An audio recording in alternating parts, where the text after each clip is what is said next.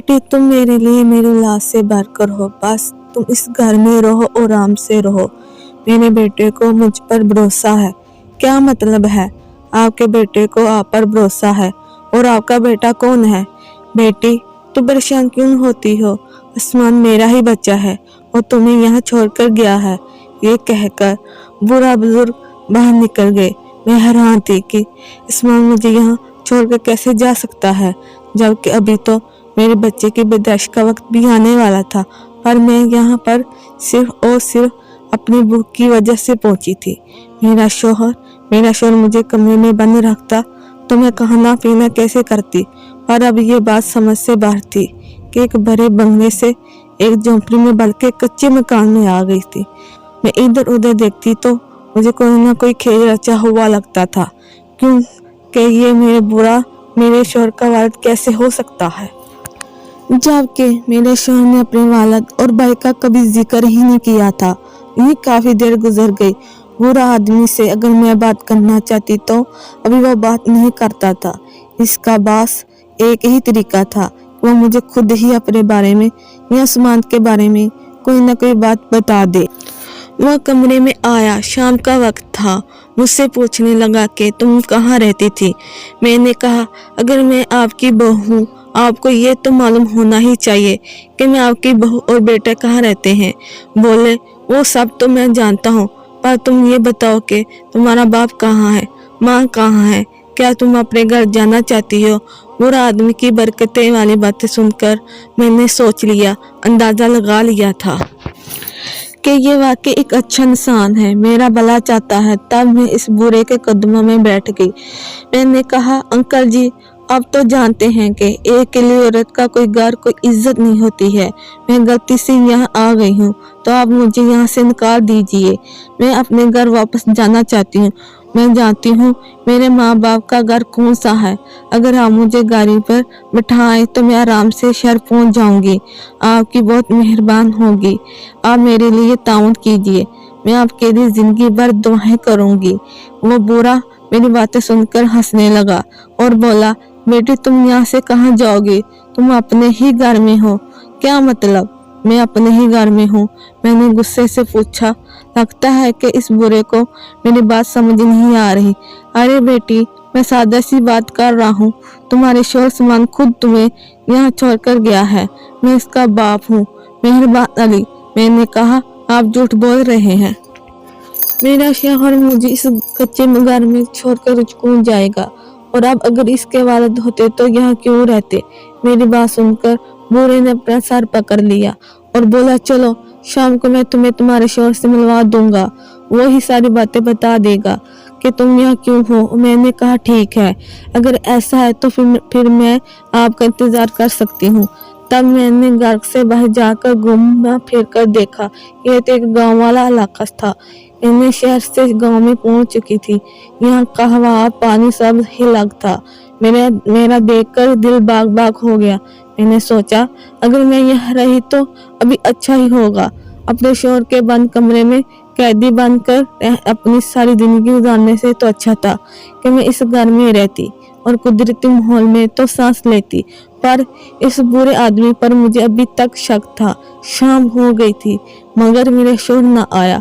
अब मेरे जहन में मुख्तलिफ सवालात जन्म लेने लगे कि आखिर इस बंदे ने मुझे अपने कमरे में क्यों रखा हुआ है, ये मुझसे क्या चाहता है और मुझे कहाँ से लाया है। क्योंकि जब मैंने गिरकर बेहोश हुई थी मैं तो शकील की दुकान पर बेहोश हो गई थी। ये बुरा आदमी इस गांव में रहता था, भला मेरा इसका क्या जोर था। अभी असर की जान ही हुई थी। मैंने बुरे आदमी से कह दिया कि आपका बेटा यहाँ मेरे शोहर तो नहीं आएगा। आप ऐसा करें कि मुझे इस घर से थोड़ा दूर छोड़ आए ताकि मैं अपने शोहर को खुद ढूंढ कर यहाँ ले आऊं। वो आदमी बातें बनाने लगा और बोला बेटी तुम्हारा घर अब यही है, तुम्हें अब यही रहना है। रही बात तुम्हारे शोहर की तो वो आ ही रहा होगा, तुम इस बात की इतनी फिक्र ना करो। मैंने कहा मुझे किसी चीज की फिक्र नहीं है, बस मैं यही चाहती हूँ कि मैं आप पर बोझ न बनूं। अब मैं इस बुरे से अच्छे अखलाक से काम ले रही थी। वो कहीं नाराज होकर मुझ यहाँ बंद ना कर दे।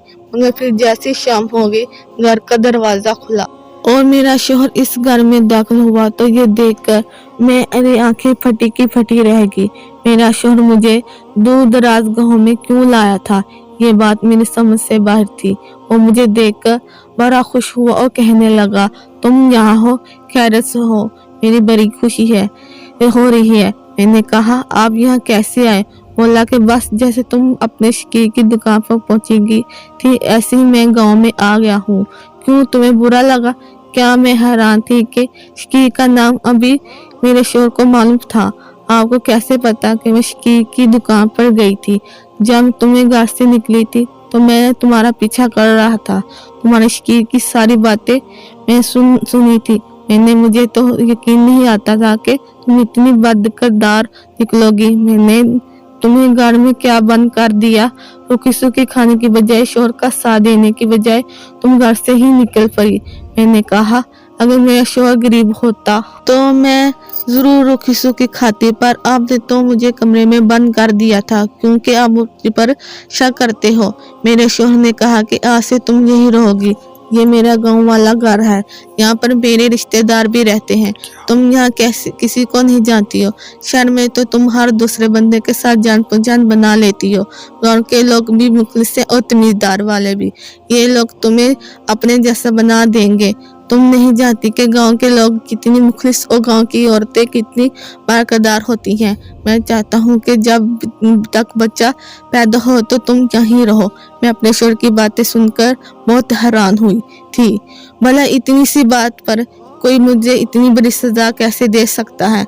मैंने सोच लिया था कि अब मैं इस शख्स के साथ जिंदगी भर नहीं रहूंगी, चाहे कुछ भी हो जाए, जितनी भी बड़ी क़यामत क्यों ना आ जाए, मैं ऐसे शख्स के साथ नहीं रहूंगी। यही सोचकर मैं इस गांव से निकलने की तरकीब और पूरा मंसूबा बना चुकी थी, पर फिर वहाँ मेरे साथ कुछ ऐसा हुआ जिसने मेरी अपनी ज़िंदगी को बदल कर रख दिया। मैंने इस कदर ज़लील रिस्वा हुई कि मुझे अपनी ज़ात पर ही अफसोस होने लगा कि मैं पैदा ही क्यों हुई, इस दुनिया में आई क्यों हूँ। मेरे शोहर के जाने के बाद मेरे ससुर ने मुझे अंदर कमरे में जाने का कहा। मेरे शोहर ने कहा था कि वो हफ्ते बाद वापस आएगा और आकर मुझे शहर में चेकअप करवाने के लिए भी ले जाएगा। फिर माना मुझे यही रहना होगा। मेरे ससुर ने कहा था कि शाम तक बुआ भी आ जाएगी, हमारे साथ रहेगी। मेरा दिल बहुत बुरी तरह रो रहा था। मैं किस मुसीबत में फंस गई थी, और इससे बड़ी मुसीबत तब मिली जब 14 साल लड़का अजीब सी अदाई दिखाता घर में दाखिल हुआ। इसकी नज़र मुझ पर पड़ी। वो हैरान रह गया, ये कौन है? इसने मेरी तरफ देखते हुए मुस्कुराते अंदाज में कहा था, ये तुम्हारी भाभी है। उसे सलाम करो। क्या मतलब सलाम करूं? अचानक से भाभी यहाँ कैसे आ गई? ये तो शहर में रहती थी। क्या भाई ने इनको शहर में पसंद नहीं किया या कोई दूसरा शादी करने के चक्कर में है? खुदा का खौफ करो बेटा, ऐसी बात नहीं है। बस वो तुम्हारी भाभी ही तुम्हारे भाई की अनबन चल रही थी ना, तो इसीलिए वो कुछ दिन से यहीं पर रहेगा ताकि मैं इस मामला सेट हो जाए। इसके बाद ये वापस शहर चली जाएगी, तब तक मुझे इसका ख्याल रखना होगा। मैं हैरान थी कि मेरे शोहर की तो इतनी नफ्स तबीयत थी, जबकि इसका छोटा भाई इतना ही ज्यादा अफंग और अजीब तबीयत का मालिक था। मैं अपने कमरे में जाकर बैठ गई। मुझे अपनी देवर से अजीब सा सो रहा था। वो मुझे हकारियत गिलेज सी नजरों से देख रहा था। वो कहाँ बाज आने वाला था।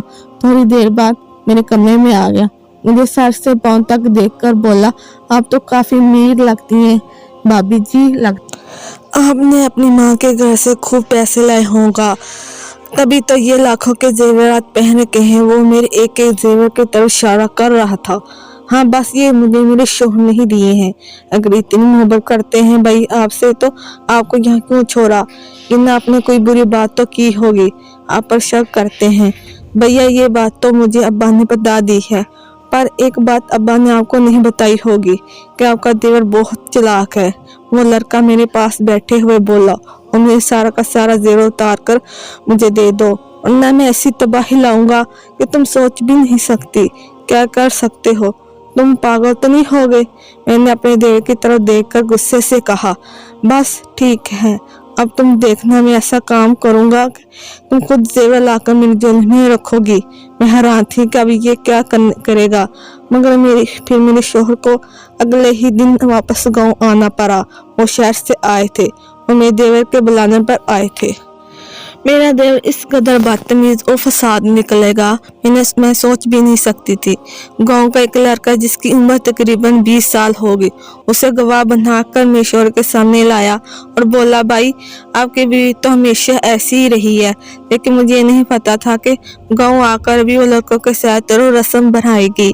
ये खुरम है, भाई आपके सामने है। कल ये भाभी के कमरे से पकड़ा गया। आप अपनी बीवी को यहाँ से ले जाएं, आपकी बीवी हमसे नहीं संभाली गई। ये कहकर मेरा देवर ने मुझ पर इतना बड़ा इल्जाम लगा दिया, मैं तो सोच भी नहीं सकती थी। मैं अपने शोहर के सामने रोने लगी और वो मुझे गुस्से से वहां से भी लेकर शहर आ गया और शहर आकर इसने मेरे साथ मजीद बुरा सलूक शुरू कर दिया, यहाँ तक कि मुझे एक कुर्सी के साथ बांध कर जाता, सिर्फ इसलिए कि मेरे देवर ने मेरी झूठी शिकायत इसके साथ लगाई थी। बहरहाल मैं इसी तरह अपने दिन गुजार रही थी। शायद मेरी जिंदगी अंधेरों में डूबी रहती कि एक दिन नींद की किरण मुझे नजर आई। मेरे साला पढ़ रही थी कि विषय पर मेरी नजर पड़ी। इसने मियां बीवी के ताल्लुकात के बारे में भी बहुत कुछ लिखा था कि बाज लोग अपनी जिंदगी में लड़ते झगड़ते नहीं हैं, पर लोगों के जादू टोने और बुरी नजरों की वजह से ऐसे हो जाते हैं कि एक दूसरे के साथ अपना रवैया खराब कर अपने रिश्ते में बिगाड़ पैदा करते हैं। मुझे भी अपने शोहर पर कुछ ऐसे ही गुमान था। बस फिर मैंने क्या करना था, 5 वक्त की नमाज और रोजे के साथ साथ मैंने बाकी नेकी अमलात भी शुरू कर दिए। यकीन न माने मैं अपने शोहर से कोई गिला शिकवा कुछ भी नहीं किया। एक बच्चे की वजह से लेकर 3-4 महीने तक मेरी यही रूटीन रही। हर रोज अल्लाह से दुआ करती कि मेरे शोहर का रवैया मुझसे ठीक हो जाए। इधर मेरे सब्र ने मेरा शोहर का दिल मोह लिया और वो शख्स से बाज आ गया जो इसने कभी मुझ पर किया था। मेरी जिंदगी पहले की तरह आसान होने लगी, मगर एक बात शायद अल्लाह ने मुझे इस जिम्मेदारी से ये सिखाई थी कि जब इंसान को मुश्किल दरपेश आए तो अल्लाह का हुजूर हाजिर हो जाना चाहिए। अपनी तदबीरें नहीं लड़ानी चाहिए, क्योंकि अपनी तदबीरें लड़ाकर इंसान हमेशा खुसार में ही जाता है। प्यारे नाज़रीन, इस तरह की कहानी देखने के लिए इस चैनल को सब्सक्राइब कीजिए और वीडियो को लाइक कीजिए और मिलते हैं कल नई कहानी के साथ। अल्लाह हाफिज।